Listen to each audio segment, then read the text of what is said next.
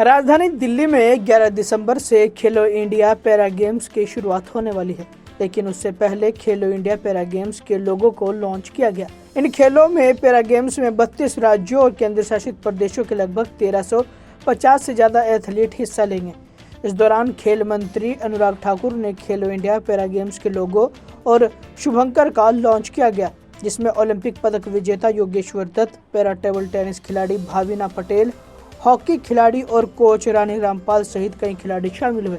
इस दौरान बातचीत करते हुए केंद्रीय खेल मंत्री अनुराग ठाकुर ने कहा कि भारत में दिन प्रतिदिन खेलों के प्रति लोगों की रुचि बढ़ती जा रही है, जिसे देखते हुए सरकार लगातार अलग अलग कार्यक्रम आयोजित कर रही है।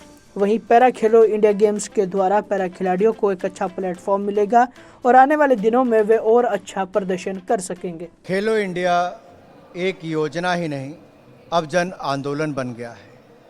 Khelo India is not a scheme, but it has become a movement.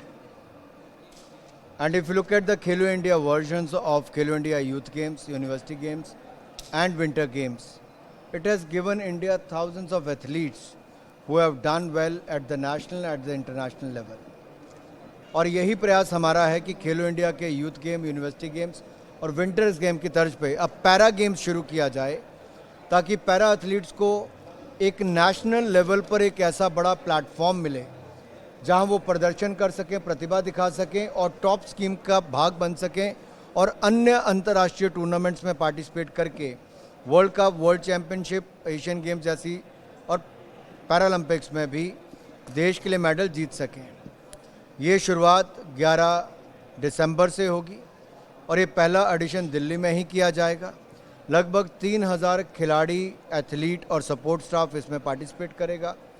7 खेलें इसमें ली गई हैं ताकि इसके अलग अलग एथलेटिक्स, फुटबॉल, पैरा फुटबॉल से लेकर पैरा शूटिंग, इस तरह से इन गेमों में खिलाड़ी देश के कोने कोने से आएंगे। 32 राज्य और यूनियन टेरिटरी से पार्टिसिपेट करने जा रहे हैं। एक वक्त पैरा एथलीट में ऑप्स में भी पैरा एथलीट्स को भी इंक्लूड किया है, which is very much appreciated by para athletes and generally by the sports fraternity.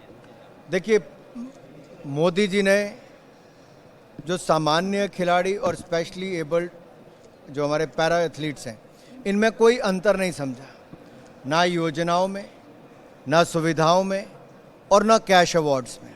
सब एक समान अधिकार देने का काम किया है। इसीलिए खेलो इंडिया का हिस्सा पैरा गेम्स को बनाया गया, ताकि उनको अवार्ड्स और सुविधाएं अगर एक समान है तो यहाँ पर भी पैरा गेम्स में उस तरह का प्लेटफॉर्म मिल सके। सर, एक वक्त था जब देश में कोई भी गेम होते थे तो वो करप्शन की कहीं ना कहीं उसमें आहट रहती थी, लेकिन इस बार ऐसा हो रहा है कि 10 सालों में हम देख रहे हैं बदलाव हो रहा है और बदलाव के साथ ही हम 100 से ज़्यादा मेडल भी जीत रहे हैं।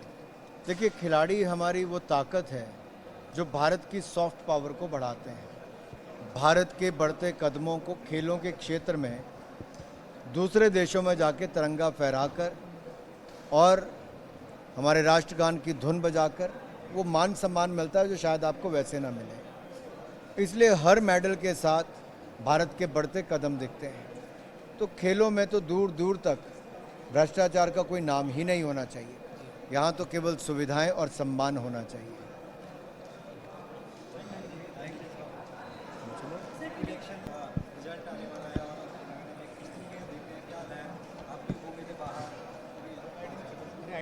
मेरा जाना छत्तीसगढ़, मध्य प्रदेश, राजस्थान हुआ और तीनों राज्यों में शानदार वातावरण भारतीय जनता पार्टी के पक्ष में है।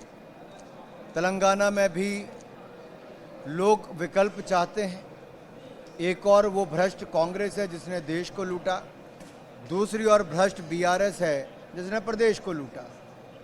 तो लोग चाहते हैं इन दोनों भ्रष्ट पार्टियों से, बीआरएस और कांग्रेस से मुक्ति मिले, इन परिवारवादी पार्टियों से मुक्ति मिले और एक सुशासन विकास वाली भारतीय जनता पार्टी की सरकार तेलंगाना में बने। तेलंगाना में प्राइम मिनिस्टर ने आज कहा है कि ऑन 26 नवंबर एक big terror attack took place and it reminds us that weak government can severely damage the country. Prime minister says एक समय था जब भारत दुनिया के आगे हाथ फैलाता था मदद के लिए, चाहे आतंकवादी हमले हो या आपदा हो।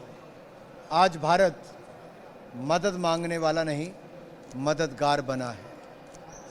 माफ़ी मांगने वाला या हाथ फैलाने वाला नहीं, आज आतंकवाद के खिलाफ कड़ा प्रहार करने वाला बना है।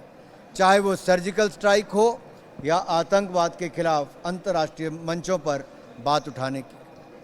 भारत आज एक मजबूत ताकत के रूप में उभरा है, तो देश की जनता को एक मजबूत सरकार देखने का अवसर मिला है, ना कि वो मजबूर सरकारें जो 26/11 के बाद फिल्मों के डायरेक्टर को तो घटनास्थल पे भेजते थे, लेकिन आतंकवादियों के खिलाफ कार्रवाई नहीं करते थे।